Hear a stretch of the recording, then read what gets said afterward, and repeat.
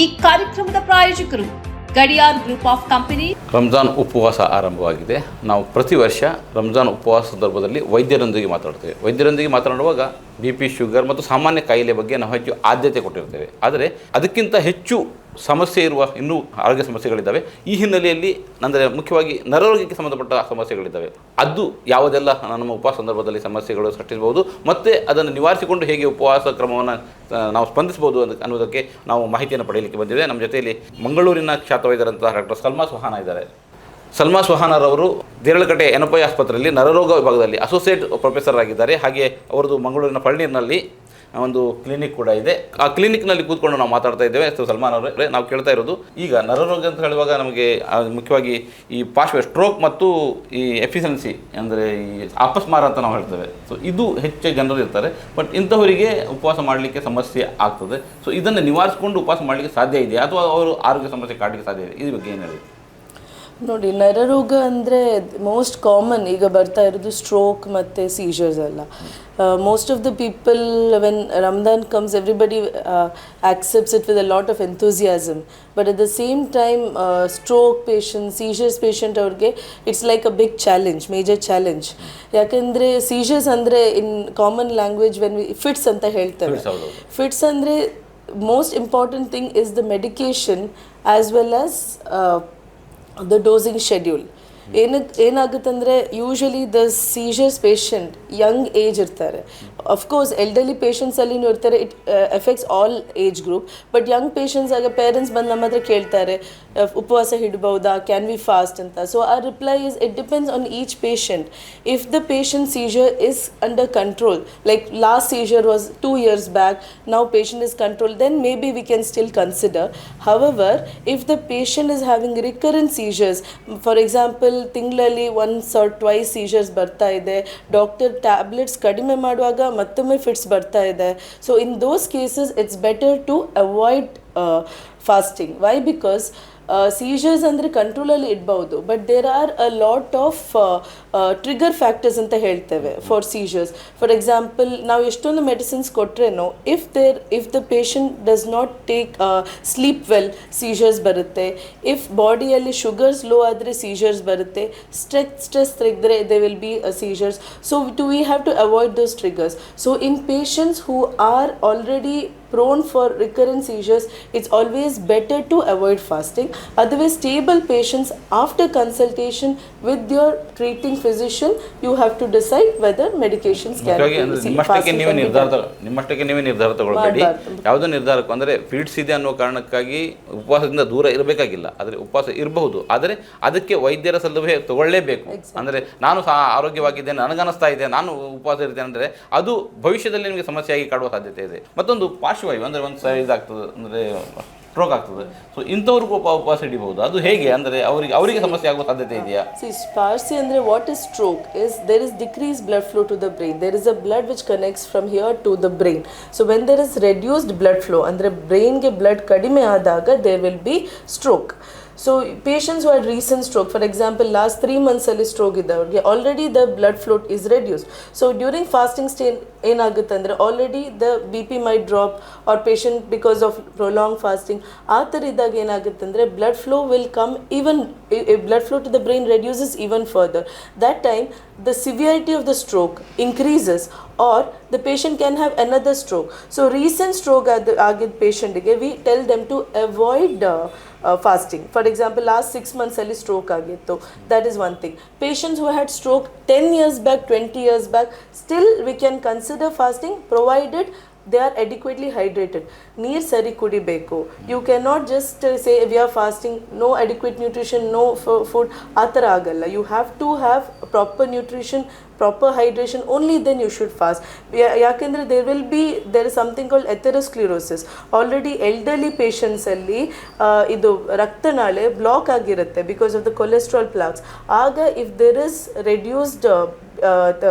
reduced hydration, ಬಾಡಿಯಲ್ಲಿ liquid ಕಡಿಮೆ ಆದರೆ blood flow to the brain comes down. So in those patients they have to be properly hydrated, only then we can fast. Okay, ಅಂದರೆ ಹೊಸದಾಗಿ ಈಗ ನಿಮಗೆ stroke ಆಗಿದೆ, recent ಆಗಿ stroke ಆಗಿದೆ, ಉಪವಾಸ ಮಾಡಬಾರ್ವಿ.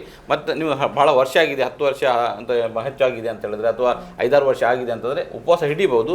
ಆದರೆ ಲಿಕ್ವಿಡ್ಗೆ ಹೆಚ್ಚು ಆದ್ಯತೆ ಕೊಡಿ ಅಂತ. ಅಂದರೆ ನೀವು ಅದು ಹೈಡ್ರೇಷನ್ ಇರಬೇಕು. ಪ್ಲಸ್ ಫಾಸ್ಟಿಂಗ್ ಸ್ಟೇಟ್ ಅಲ್ಲಿ don't do excessive activity which will again reduce the blood which will again cause dehydration. ನಿಮಗೆ ಸ್ಟ್ರೋಕ್ ಆಗಿದೆ ಅಂದ್ರೆ ರಕ್ತ ಸಂಚಾರದ ಸಮಸ್ಯೆ ಮೆದುಳಿಗೆ ಕಡಿಮೆ ಆಗಿದೆ ಅನ್ನೋದು ತೋರಿಸ್ತಾ ಇದೆ.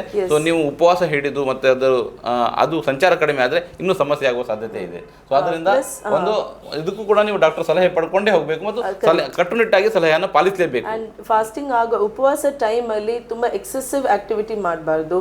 Do not go out in the sunlight. ಈಗ ಆಲ್ರೆಡಿ ಸಮ್ಮರ್ ಇದೆ, it is very hot, so avoid exercises or avoid activities that will cause more dehydration. Okay.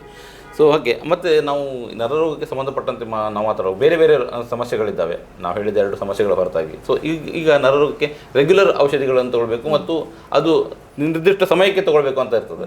So ಈ ಉಪವಾಸ ಸಂದರ್ಭದಲ್ಲಿ ನಾವು ಸಮಯ ಬದಲಾವಣೆ ಅಥವಾ ರೆಗ್ಯುಲೇಷನ್ ಅದು ಬದಲಾವಣೆ ಸಾಧ್ಯ ಇದೆಯಾ ಹೇಗೆ ಅಂತ? ಫಾಸ್ಟಿಂಗ್ ಅಲ್ಲಿ as a neurologist we have 2 responsibilities for the patients. 2 questions we have to ask patients when they ask us whether they can fast. 2 questions: whether you can fast or not. ಉಪವಾಸ ಮಾಡ್ಬೋದಾ ಇಲ್ವಾ, ಇಲ್ಲ ಆದರೆ if so what are the dosing schedule to be taken. So as I said patients with the stroke ಮತ್ತು seizures, we already decide first whether the patients have to be fast or not. ಅದಾದಮೇಲೆ once we say that okay this patient fasting ಮಾಡ್ಬೋದು ಅಂತ decide ಮಾಡಿದರೆ we have to adjust the dosing. ಅಂದರೆ medications, it has to be taken regularly. Every dose and the schedule of every dose is very important in neurological disorders to be uncontrolled. For example, ನಮಗೆ Parkinson's patients ಎಲ್ಲ ಇರ್ತಾರೆ. First of all Parkinson's patient also may not fast because ಅವ್ರಿಗೆ 3 times dozing schedule ಇರುತ್ತೆ. 1 tablet miss ಮಾಡಿದರೆ ಜಾಸ್ತಿ ಆಗೋ chances ಇರುತ್ತೆ. So in those patients we tell them it's better to avoid fasting according to the patients ಇದು capacity ಅಷ್ಟೇ. ಎಷ್ಟು ದೊಡ್ಡ ಸಮಸ್ಯೆ ಇದೆ patients capacity depending upon the stage. Very severe Parkinson's, even some people will have a lot of fatigue. It's better to avoid fasting in them. But some medicines ಏನಾಗುತ್ತೆ ಅಂದರೆ they will have only 8 hours duration of action. ಆಗ ನಾವು 12 hours fasting ಮಾಡಿ tablets ತಗೊಂಡಿಲ್ಲ ಆದರೆ again seizures or whatever condition is there ಜಾಸ್ತಿ ಆಗೋ chances ಇರುತ್ತೆ. So any changes in medications have to be done after consultation with your primary doctor because from day 1 they will know the entire thing about your illness. ಆ ಥರ patient ಆಗಿ ನಾನು ಹುಷಾರಿದ್ದೇನೆ ನನಗೇನಾಗಲ್ಲ ಅಂತ tablet ಬಿಟ್ಟರೆ the neurological disorder can come in more severe form. For example, fits the medicine, it has to be taken at the same time, same day. ಆ ಥರ. So if you miss 1 dose also ಮತ್ತೆ fits ಬರೋ chances ಇರುತ್ತೆ. And tablet miss ಮಾಡಿ ಒಂದೊಂದ್ಸಲಿ fits ಬರೋದು very severe ಆಗುತ್ತೆ, require admission and all. So only after discussing with your neurologist or physician you have to decide about changing the medicines. ಅಂದರೆ ಮತ್ತೊಮ್ಮೆ ವೀಕ್ಷಕರಿಗೆ ನೆನಪು ಮಾಡ್ತಾ ಇರೋದು ಅಥವಾ ಯಾರು ಈ ನರರೋಗಕ್ಕೆ ಸಂಬಂಧಪಟ್ಟ ಅದು ಪಾರ್ಕಿನ್ಸನ್ ಕೂಡ ಇರ್ಬೋದು, ಯಾವುದೇ ನರರೋಗ ಸಮಸ್ಯೆ ಇದ್ದರೆ ಅದಕ್ಕೆ ಒಂದು ನಿರ್ದಿಷ್ಟ ಸಮಯದಲ್ಲಿ ಮೆಡಿಸಿನ್ ತೊಗೊಳ್ಬೇಕಾಗಿರ್ತದೆ. ಬಟ್ ಆ ಸಮಯದಲ್ಲಿ ತೊಗೊಳ್ಳಿಕ್ಕೆ ಸಾಧ್ಯ ಇದೆಯೋ ಇಲ್ಲ ಅನ್ನೋದು ವೈದ್ಯರ ಹತ್ರ ಸಂಪರ್ಕಿಸಬೇಕು. ಒಂದು ವೇಳೆ ನಿಮ್ಮಷ್ಟಕ್ಕೆ ನಾವು ಸರಿಯಾಗಿದ್ದೇನೆ ಅಂದರೆ ಅದು ಯಾಕೆ ಸರಿಯಾಗಿರೋದು ಅಂತ ಹೇಳಿದ್ರೆ ನೀವು ಅಲ್ಲಿ ಟ್ರೀಟ್ಮೆಂಟ್ ಮಾಡ್ತಾ ಇದ್ದೀರಿ, ನಾವು ಟ್ಯಾಬ್ಲೆಟ್ ತೊಗೊಳ್ತಾ ಇದ್ದೀರಿ, ಅದರಿಂದ ಸರಿಯಾಗಿದ್ದೀರಿ.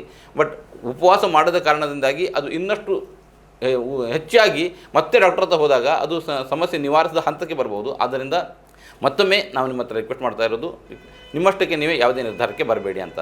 ಮತ್ತು one more factor what I want to say is all neurological disorders most important thing is adequate sleep.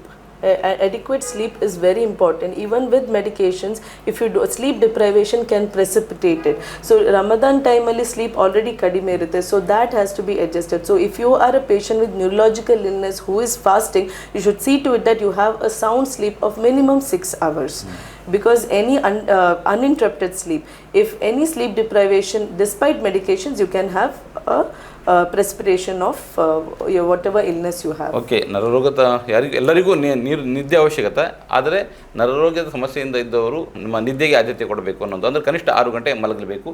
ಅಲ್ಲದೇ ಇದ್ದರೆ ನಿಮಗೆ ಮತ್ತು ಈ ಸಮಸ್ಯೆ ಹೆಚ್ಚಾಗಬಹುದು ಅನ್ನೋಂಥದ್ದು. ಆದರೆ ಮತ್ತೊಂದು ನಾವು ಸಾಮಾನ್ಯವಾಗಿ ಇದು ನರರೋಗಕ್ಕೆ ಅಂತಲ್ಲ, ಕೆಲವರಲ್ಲಿ ಉಪವಾಸದೊಂದಿಗೆ ಮೈಗ್ರೇನ್ ಕೂಡ ಜೊತೆಯಲ್ಲಿ ಬಂದುಬಿಡ್ತದೆ. ಸೊ ಇದರ ನಿವಾರಣೆ, ಇದನ್ನು ಹೊಂದಿಕೊಂಡು ಹೇಗೆ ನಾವು ಅಂದರೆ ಉಪವಾಸ ಮಾಡಲಿಕ್ಕೆ ಸಾಧ್ಯ ಇದೆ? Migraine is a chronic condition of headache. So patients will have all kinds of headache involving the whole head, and they will have vomiting, and it will be very severe in some patients. So usually patients ask about fasting in them. So one thing is, if the patient is having multiple episodes of headache prior to Ramadan and he or she is not on medications, it is better to consult the doctor so that you are given preventive medications, which will be a long-term medication which will take care of the headache during the Ramadan. Or if the patient is having what is that? And one more thing is, there are triggers for migraine. Okay, that is, one is sleep deprivation, one is skipping of the meals, one is dehydration. So if you are a patient who has a lot of chronic headache prior to Ramadan, maybe you can adjust your sleep timing before Ramadan to match it, so that when Ramadan approaches, your headache, your body is adjusted to that sleep pattern, so that sleep deprivation will not induce headache in them. So, and avoid dehydration. You have to, when you're not fasting, baki time alli, like morning and after you break the fast, you have to consume a lot of fluid. Dehydration can precipitate migraine. Body alli tumba neer irbeku, adakke you have to consume a lot of fluids. That is important. ಅಂದರೆ ನಾವು ಉಪವಾಸ ಇರುವುದಕ್ಕಾಗಿ ತಲೆನೋವು ಬರ್ತಾ ಇದೆ ಅಂತ ನಾವು ಸಾಮಾನ್ಯವಾಗಿ ಅಂದ್ಕೊಳ್ತೇವೆ. ಅದಕ್ಕೆ ಕಾರಣ ಉಪವಾಸ ಅಲ್ಲ, ನೀವು ಸಾಕಷ್ಟು ನೀರು ಕುಡಿಬೇಕು, ಪ್ಲಸ್ ಸಾಕಷ್ಟು ನಿದ್ದೆ ಮಾಡಬಹುದು, ನೀರು ಕುಡಿಬೇಕು, plus food is important. Excess of fruits, vegetables, those are important. Rather than caffeinated items avoid ಮಾಡಬೇಕು, like cola and all those things. Soft drinks ಎಲ್ಲ avoid ಮಾಡಬೇಕು. That can precipitate headache. So during the even otherwise you have to avoid during Ramadan. It's always better to prevent a migraine attack. Okay. ಇತ್ತೀಚಿನ ದಿನಗಳಲ್ಲಿ ಗಿಲ್ಲಿಯನ್-ಬ್ಯಾರಿ hour syndrome ಅಂತ ಹೆಚ್ಚು ಆವರ್ತಾ ಇದೆ ಜನರಲ್ಲಿ. ಅದು ಯಾಕೆ ಅನ್ನೋದು ಒಂದು ಪ್ರಶ್ನೆ ಇರ್ತದೆ ನಿಮಗೆ. ಅಂದರೆ ಅದರ ಜೊತೆಯಲ್ಲಿ ರಂಜಾನ್ ಸಂದರ್ಭದಲ್ಲಿ ಅದನ್ನು ನಿವಾರಿಸಿಕೊಂಡು ಹೋಗ್ಲಿಕ್ಕೆ ಸಾಧ್ಯ ಇದೆಯಾ ಅಂತ. ಗಿಲ್ಲಿಯನ್-ಬ್ಯಾರಿ ಸಿಂಡ್ರೋಮ್ ಅಂದರೆ there is recently been an outbreak. ಪುಣೆಯಲ್ಲಿ ಔಟ್ಬ್ರೇಕ್ ಇತ್ತು, ಮ್ಯಾಂಗ್ಳೂರಲ್ಲಿ ತುಂಬ ಕೇಸಸ್ ಬರ್ತಾ ಇದೆ. It is basically what happens is suddenly the hands and legs become numb, ಮತ್ತು it's start spreading. Then the patient develops weakness of the legs, ಮತ್ತೆ slowly weakness spread ಆಗ್ತಾ ಹೋಗುತ್ತೆ. Then it will involve his respiratory muscles and the breathing muscles involve ಆದಾಗ breathing difficulty ಬರುತ್ತೆ, and patients can go into ventilator also. Basically it has been attributed to an infection, foodborne infections by Campylobacter jejuni, bacteria called Campylobacter jejuni. Of course other infections have also been seen, but with loose stools bandaga it becomes more severe. Okay, so we have seen many cases of loose stools recently followed by Guillain-Barré syndrome. So what happens is andre there is a similarity. Campylobacter jejuni bacteria ಮತ್ತೆ ನಮ್ಮದು peripheral nerves ಅಲ್ಲಿ similarity ಇದೆ. So when that infection ಬರುವಾಗ, when the body tries to attack the Campylobacter jejuni, because of the molecular mimicry ಅಂತ ಹೇಳ್ತೇವೆ, because of that similarity it attacks its own nerves. That is why the weakness happens. So treatment will be very difficult. We give IVIG plasma, some patients recover completely, some patients are left with disability that we cannot prognosticate. Of course the most important thing is prevention in this case. I already told it is because of a bacteria named Campylobacter jejuni. So what happens is it is foodborne, andre food alli baruttu. So you have to always avoid outside food. You have to basically idರಲ್ಲಿ one concept ಇರುತ್ತೆ. You should know what you're drinking, you should know what you're eating ಅಂತ. Clean food, clean water. Already summer, it is summer. There is a lot of scarcity of water. When you're fasting also, you're eating from outside, there is more chances. So avoid eating, you have to eat only clean food. That is what, to avoid this outbreak. ಅಂದರೆ ರಂಜಾನ್ ಅಂತ ಹೇಳುವಾಗ ನಮಗೆ ಸಹಜವಾಗಿ ಮನೆಯಲ್ಲಿ ಮಾಡ್ತೇವೆ, ಆದರೆ ಹೊರಗಿನ boiled items ಊಟಕ್ಕೆ ಆದ್ಯತೆ ಕೊಟ್ಟಿರ್ತೇವೆ. ಸೊ ಯಾವುದೋ ಅಂಗಡಿಯಲ್ಲೋ ಯಾವುದೋ ಸ್ಟ್ರೀಟ್ ಫುಡ್ನಲ್ಲೋ ಅಂದರೆ ಸ್ಟ್ರೀಟಲ್ಲಿ ಹೋಗಿ ಏನೋ ತಿಂದ್ಕೊಂಡು ಬರ್ತೇವೆ. You should know what you're eating ಅಷ್ಟೇ. That is important. ಸೊ ಆದ್ದರಿಂದ ಇಂತಹ ಸಮಸ್ಯೆಗಳು ಅಂದರೆ ಅದು ನಿಮಗೆ ನಿವಾರಿಸಲಾಗದಂತ ದೊಡ್ಡ ಸಮಸ್ಯೆ ತಂದು ಕೊಡಬಹುದು. ಅದಕ್ಕಿಂತ ನೀವು ಮನೆಯಲ್ಲಿ ಮಾಡಿ ತಿನ್ನೋದು ಬೆಟರ್ ಅಂತ ಅನಿಸ್ತಾ ಇದೆ. ಹಾಗೆ ಇನ್ನು ರಂಜಾನ್ ಟೈಮ್ನಲ್ಲಿ ಬಹಳಷ್ಟು ಜನರಿಗೆ ಕೈಕಾಲು ನಡುಗೋದು, ಅಂದರೆ ಅದು ಉಪವಾಸ ಬಿಡುವ ಟೈಮಿನಲ್ಲಿ ಬಂದಾಗ ಹೆಚ್ಚು ಆಗ್ತಿರ್ತದೆ, ಅಥವಾ ನರ್ವಸ್ ಆಗೋದು, ಇಂಥದ್ದೆಲ್ಲ ಕಾಣ್ತದೆ. ಸೊ ಇದು ಪದೇ ಪದೇ ಬಾರದೇ ಇರುವ ಹಾಗೆ ಏನು ಮಾಡಬೇಕು, ಇದು ಯಾಕೆ ಬರ್ತದೆ ಅನ್ನೋದು? that is called tremors. ಅಂದ್ರೆ ಇದು ಶೇಕ್ ಬರೋದು ಅಂದ್ರೆ tremors. There are different types. As I told it, Parkinson's ಅಲ್ಲಿ ಬೇರೆ ಟೈಪ್ ಇರುತ್ತೆ. That will be chronic condition. So if it is very severe, they can avoid fasting. But there is another condition called essential tremors ಅಂತ ಹೇಳ್ತೇವೆ, which can run in the family. Patients will already have tremors. ಅಂದ್ರೆ ಏನಾದರೂ when you're trying to do something, ಕೈ shake ಬರುತ್ತೆ, there will be tremors. In those cases, to avoid it, it is basically stable. Adandre it is not a very serious condition, but it can be very disabling. It can be very difficult for the patients to carry out their activities. So if it is very severe, andre if becomes very severe, then maybe they can, if they have to observe it. If the tremors become severe during the fasting, they can avoid fasting. Illadre, as I said, as much of hydration and stay as avoid any activities, take as much rest as possible. So simple ಆಗಿ ನಾವು ಹೇಳ್ತಾ ಇರೋದು, Ramzan time ಅಂತ ಹೇಳುವಾಗ ಎಲ್ಲರಿಗೂ ಇರೋದು ನೀರಿನ item ಅಂತ ಏನು ಹೇಳ್ತೇವೆ, ಅದನ್ನು ಹೆಚ್ಚು ಕುಡಿಯಿರಿ ಅಥವಾ ಹೆಚ್ಚು ಸೇವಿಸಿ ಅಂತ ಹೇಳ್ತಾ ಇರೋದು. ಆದರೆ ಮತ್ತು ಈ ನೀರು ಅಂತ ಹೇಳುವಾಗ ಕೂಲ್ ಡ್ರಿಂಕ್ಸ್ಗೆ ಅಥವಾ ಈ ರೆಡಿಮೇಡ್ ಐಟಮ್ಗಳಿಗೆ ಹೋದರೆ ಅದು ನಿಮಗೆ ಮತ್ತಷ್ಟು ಸಮಸ್ಯೆ ತಂದು ಕೊಡುವ ಸಾಧ್ಯತೆ ಇರ್ತದೆ. ಈಗ ನಾವು ಕೆಲವರಿಗೆ ನೀರು ಏನೋ ಅದು ಒಂದು ಅಲರ್ಜಿ ಥರ ಅಂದರೆ ಯೋಚನೆ ಕುಡಿಲಿಕ್ಕೆ ಇಷ್ಟಪಡೋದಿಲ್ಲ. ಸೊ ಇದು ಮತ್ತೆ ಫ್ಯೂಚರ್ನಲ್ಲಿ ಎಷ್ಟು ಸಮಸ್ಯೆ ಅಂದರೆ ಮುಖ್ಯವಾಗಿ ಕಿಡ್ನಿ ಸಮಸ್ಯೆ ತಂದು ಕೊಡಬಹುದಾ, ಅಥವಾ ಅದನ್ನು ನಿವಾರಿಸಲಿಕ್ಕೆ ಅಂದರೆ ಒಂದು ಸಲಹೆ ನಾವು ನಿಮ್ಮ ಮೂಲಕ ನಮ್ಮ ವೀಕ್ಷಕರಿಗೆ ಮತ್ತು ಉಪಾಸಕರಿಗೆ ಕೊಡಲಿಕ್ಕೆ ಬಯಸ್ತಾ ಇದ್ದೇವೆ. ಏನಾಗುತ್ತೆ ಅಂದರೆ ಹೆಲ್ದಿ ಇಂಡಿವಿಜುವಲ್ಸ್ಗೆ ಫಾಸ್ಟಿಂಗಲ್ಲಿ ಏನು ಪ್ರಾಬ್ಲಮ್ ಆಗಲ್ಲ. But patients who have kidney disease, there is chances of worsening of kidney disease during the time of fasting. So first before the fasting, before the month of Ramadan starts, consult your physician, consult a nephrologist whether you can fast or not. If you can fast, you have to follow certain advices. Especially in kidney disorders, we cannot tell drink a lot of water, because patients with kidney disorders have certain amount of restriction, fluid restriction. So that has to be followed only after talking to your primary nephrologist or physician. It has to be individualized to each patient. Even then, even if a patient with kidney disease is fasting, proper nutrition is important. Avoid deep fried food, avoid too much of carbohydrates in the diet, too much of calories. Go for vegetables and the water and fruits as advised by the nephrologist. Kidney ಸಮಸ್ಯೆ ಇದ್ದವರಿಗೆ ಒಂದು ಸಮಸ್ಯೆ. But ಈ ರಂಜಾನ್ ಟೈಮ್ನಲ್ಲಿ ನಾವು ಹೆಚ್ಚು ನಮ್ಮ ತಗೊಳ್ಳೋ ಆಹಾರ ನಮ್ಮ ಕಿಡ್ನಿಯ ಮೇಲೆ ಯಾವ ರೀತಿ ಪರಿಣಾಮ ಬೀರಬಹುದು? Healthy, if you are a healthy patient, fasting is okay. Only thing is ನೀರು ಜಾಸ್ತಿ ಕುಡಿಬೇಕು, because otherwise renal stones ಬರುವ ಚಾನ್ಸಸ್ ಇರುತ್ತೆ. because ಒಂದ್ಸಲಿ ಬಂದರೆ there is a chance of recurrence. So if the patient drinks adequately, eats healthy food, ಅಂದರೆ balanced diet with vitamins, consume vegetables and fruits, consume vitamins and minerals, nuts ಮತ್ತೆ fish, ಅದೆಲ್ಲ ತಿಂದರೆ there is no harm on the kidneys as long as you are eating balanced diet. So ಡಯಾಬಿಟಿಸ್ನ ಇದ್ದವರಿಗೆ regular tablet ತಗೊಳ್ಬೇಕು, ಔಷಧಿ ತೊಗೊಳ್ಬೇಕಾಗ್ತದೆ. So ಅದರಲ್ಲಿ ಮಧ್ಯಾಹ್ನ ಕೂಡ ತೊಗೊಳ್ಳೋದಿರ್ತದೆ. ಸೊ ಇವರು ಹೇಗೆ ಅದನ್ನು ಪರಿವರ್ತಿಸಬೇಕು ರಂಜಾನ್ ಟೈಮ್ನಲ್ಲಿ? the dosing adjustment, first of all, diabetics ಅಲ್ಲಿ ಅಂದರೆ the personalized decision ಆಗುತ್ತೆ whether the patient can fast or not after consultation with the doctor. Second thing is diabetes. During diabetes ಏನಾಗುತ್ತೆ ಅಂದರೆ two things the patient should be educated about: symptoms of high sugar, symptoms of low sugar. High sugar may not be picked up, but low sugar is more dangerous. So patient should be aware that sugar low ಆದಾಗ what are the symptoms ಅಂದರೆ ಕೈ ನಡುಗ್ ಬರೋದು, palpitation, tremors ಬರುತ್ತೆ, sweat ಆಗುತ್ತೆ. So those times they have to stop the fasting. And when it comes to the medications, that has to be adjusted. ಅಂದರೆ before the start of Ramadan only, all the medications have to be adjusted after talking to the physician or your primary physician to adjust it. And second thing is diet is very important for the diabetics.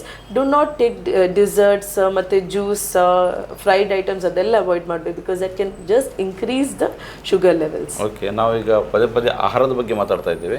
ಮತ್ತೊಂದು ಸಮಸ್ಯೆ, ರಂಜಾನ್ ಉಪವಾಸ ಮಾಡೋದರಿಂದ ನಮಗೆ ಆರೋಗ್ಯದಲ್ಲಿ ಸಮಸ್ಯೆ ಕಾಡ್ತದೋ ಅದು ಸಮಸ್ಯೆ ನಿವಾರಣೆ ಆಗ್ತದೋ ಅನ್ನೋಂಥದ್ದು, ಅಂದರೆ ಬೇರೆ ಬೇರೆ ಅಭಿಪ್ರಾಯಗಳಿದ್ದಾವೆ. ಇದ್ರ ಬಗ್ಗೆ ಏನು ಹೇಳ್ತೀವಿ? ಇಲ್ಲ, that's what I said. If you are a healthy person, following the proper diet, following proper hydration, Ramadan fasting will not have any adverse effect. If you are a healthy patient, a healthy person, it is actually beneficial to you. It will not have any harmful effect. But you have to follow the proper diet. It's not like fasting aad kudlene you eat whatever you want. If you follow a balanced diet, I think it should not be a problem at all. Okay, ಇನ್ನು ರಂಜಾನ್ ಟೈಮ್ನಲ್ಲಿ ಕೆಲವೊಂದು ಬೆಳಗ್ಗೆ ಒಂದು ಆಹಾರ ತಿಂದು ಮತ್ತೆ ವರ್ಕೌಟಿಗೆ ಹೋಗ್ತಾರೆ, ಇಲ್ಲಿ ಆಟ ಆಡಲಿಕ್ಕೆ ಹೋಗ್ತಾರೆ. ಸೊ ಇಂಥವರಿಗೆ ಏನು ಸಲಹೆ ಕೊಡ್ತೀರಾ, ಅಥವಾ ಅದನ್ನು ಇದು ಸಮಸ್ಯೆ ತಂದು ಕೊಡ್ಬೋದಾ ಅಂತ? See, regular exercise is okay, but unaccustomed exercises, heavy workouts after breaking the fast can be very harmful.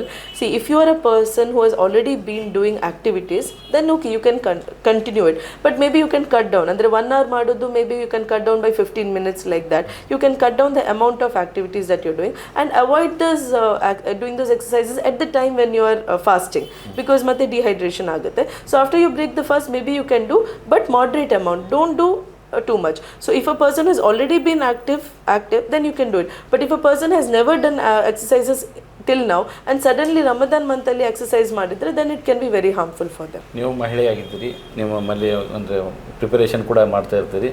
So ಇಲ್ಲಿ ಮತ್ತು ಅದ್ರ ಜೊತೆಯಲ್ಲಿ ಕೆಲವು ಧಾರ್ಮಿಕ ಕಾರ್ಯಗಳು ಕೂಡ ನಡೀತಾ ಇರ್ತವೆ. ಸೊ ಅಲ್ಲಿ ನಮಾಜ್ ಇದೆ, ಬೇರೆ ಬೇರೆ ಕೆಲಸಗಳು.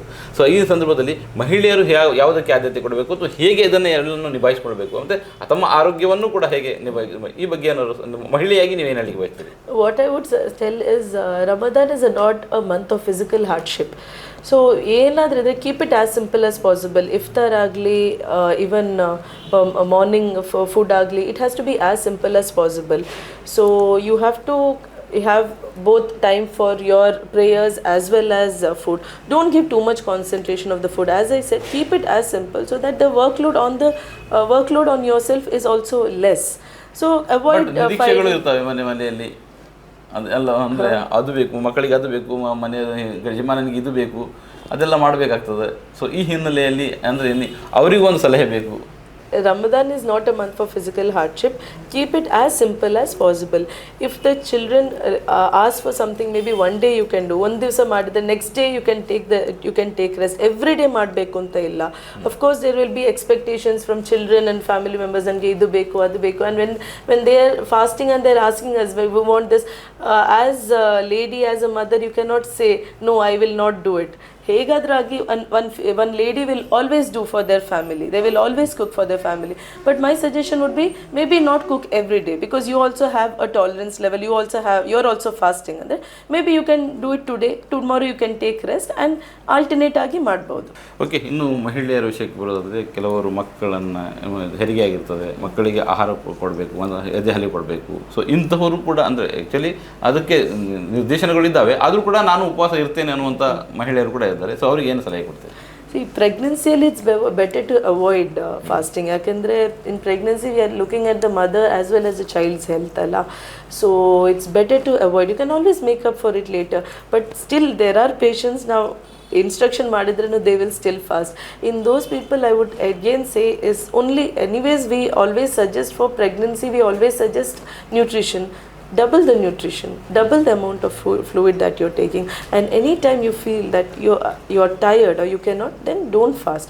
That is what we would advise. You can always make up for it later, but your health and your child's health is very important now. Okay, ಇನ್ನು ಸಣ್ಣ ಮಕ್ಕಳು, ಅವರು ಕೂಡ ಈಗ ನಾವು ದೊಡ್ಡವರು ಉಪವಾಸ ಇರೋದನ್ನು ನೋಡಿಕೊಂಡು ನಾವು ಕೂಡ ಉಪವಾಸ ಇರ್ತೇವೆ ಅಂತ ಬರ್ತೇವೆ. ಸೊ ಅಂಥ ಮಕ್ಕಳಿಗೆ ಉಪವಾಸ ಇಡಿಸ್ಬೋದಾ, ಅಥವಾ ಅದು ಮತ್ತೆ ಮಕ್ಕಳಿಗೆ ಸಮಸ್ಯೆ ಏನಾದ್ರು ತರ್ತದ, ಅದು ಹೇಗೆ? ಅದು ಅಕಾರ್ಡಿಂಗ್ ಟು ಇಸ್ಲಾಂ, puberty ಬಂದಾಗ they have to fast. That is when they should fast. But ನೀವು ಹೇಳಿದಂಗೆ there will be kids who want to fast, ಮತ್ತೆ competition ಅಲ್ಲಿ they want to fast and all. ಆಗ what parents can do is they can advise them for partial fasting, ಅಂದರೆ half fasting before they reach their puberty, starting few years before only they can start training them by just giving half till morning to afternoon you fast ಮಾಡು, ಆ ಥರ ಮಾಡಿ. Then maybe they can get adjusted. The body can get adjusted to this by the time they reach the maturity. So partial fasting in the starting alli maadi, they can start the partial fasting, and after that they can slowly get adjusted. The body gets adjusted to it, and they reach a maturity level where they will be able to fast the whole day. So okay, ಆರೋಗ್ಯದ ಹಿನ್ನೆಲೆಯಲ್ಲಿ ಉಪವಾಸದ ಸಂದರ್ಭದಲ್ಲಿ ಏನೆಲ್ಲ ಸಿದ್ಧತೆಗಳನ್ನು ಮಾಡಬೇಕು ಅನ್ನೋದು, ಮತ್ತು ಯಾರೆಲ್ಲ ಉಪವಾಸ ಮಾಡುವಾಗ ಯಾವುದೆಲ್ಲ ಎಚ್ಚರಿಕೆ ಇಡಬೇಕು ಅನ್ನೋ ಬಗ್ಗೆ ಒಂದಿಷ್ಟು ಮಾಹಿತಿಯನ್ನು ನಮ್ಮ ಜೊತೆ ಹಂಚಿಕೊಂಡಿದ್ದೀರಿ. ಸೊ ಸಲ್ಮಾ ಸ್ವಾನ್ ಅವರು, ನಿಮಗೆ ಧನ್ಯವಾದ ಅರ್ಪಿಸ್ತಿದ್ದೇನೆ. Thank you. ವೀಕ್ಷಕರೇ, ಇದು ಇವತ್ತಿನ ವಿಶೇಷ. ನಿರಂತರವಾಗಿ ನೋಡ್ತಾ ಇರಿ ಸನ್ಮಾರ್ಗ ನ್ಯೂಸ್, ಸುದ್ದಿಗಳ ಸಂತೆಯಲ್ಲಿ ಸತ್ಯದ ಮೊಂಬತ್ತಿ. ಸನ್ಮಾರ್ಗ ನ್ಯೂಸ್ 1.5 ಲಕ್ಷ ಚಂದಾದಾರರನ್ನ ದಾಟಿದೆ. ಇದನ್ನ ಸಾಧ್ಯವಾಗಿಸಿದ್ದು ವೀಕ್ಷಕರಾದ ನೀವೇ. ಮುಂದಿನ 1 ವರ್ಷದಲ್ಲಿ ಈ 1.5 ಲಕ್ಷವನ್ನ 3 ಲಕ್ಷಗಳಾಗಿ ಪರಿವರ್ತಿಸುವ ಗುರಿಯನ್ನ ನಾವು ಇಟ್ಕೊಂಡಿದ್ದೇವೆ. ನಿಮ್ಮ ಬೆಂಬಲ ಇಲ್ಲದೆ ಇದು ಸಾಧ್ಯವೇ ಇಲ್ಲ. ನೀವು ಮಾಡಬೇಕಾಗಿರುವುದು ಏನಂದ್ರೆ ಸನ್ಮಾರ್ಗ ನ್ಯೂಸ್ ಚಾನೆಲ್ನ ಕಾರ್ಯಕ್ರಮವನ್ನ ನಿಮ್ಮ ಗೆಳೆಯರಿಗೆ, ಸಂಬಂಧಿಕರಿಗೆ ಕಳಿಸ್ಕೊಡ್ಬೇಕು. ಅವರಲ್ಲೂ ಸಬ್ಸ್ಕ್ರೈಬ್ ಮಾಡುವಂತೆ ಹೇಳಬೇಕು. ನಿಮ್ಮ ಮನೆಯವರಲ್ಲೂ ಹೇಳಬೇಕು. ಸುದ್ದಿಗಳ ಸಂತೆಯಿಂದ ಸತ್ಯದ ಸುದ್ದಿಯನ್ನ ಹೆಕ್ಕಿಕೊಡುವ ನಮ್ಮ ಪ್ರಯತ್ನ ಮುಂದುವರಿಯಬೇಕಾದ್ರೆ ನೀವು ಇಷ್ಟನ್ನಾದ್ರೂ ಮಾಡಲೇಬೇಕು. ಜೊತೆಗೆ ಪಕ್ಕದಲ್ಲಿರುವ QR ಕೋಡ್ ಅನ್ನ ಬಳಸಿ ನಮಗೆ ಆರ್ಥಿಕವಾಗಿ ಶಕ್ತಿ ತುಂಬಬೇಕು. ಸುಳ್ಳಿನ ಎದುರು ನಮ್ಮ ಧ್ವನಿ ತಗ್ಗದೇ ಇರಬೇಕಾದ್ರೆ ನಾವು ಆರ್ಥಿಕವಾಗಿ ಪರಾವಲಂಬಿಗಳಾಗಿರಬಾರ್ದು. ನೀವು ಶಕ್ತಿಯನ್ನು ಕೊಡಿ, ನಾವು ಸತ್ಯವನ್ನ ಕೊಡ್ತೇವೆ. Thank you.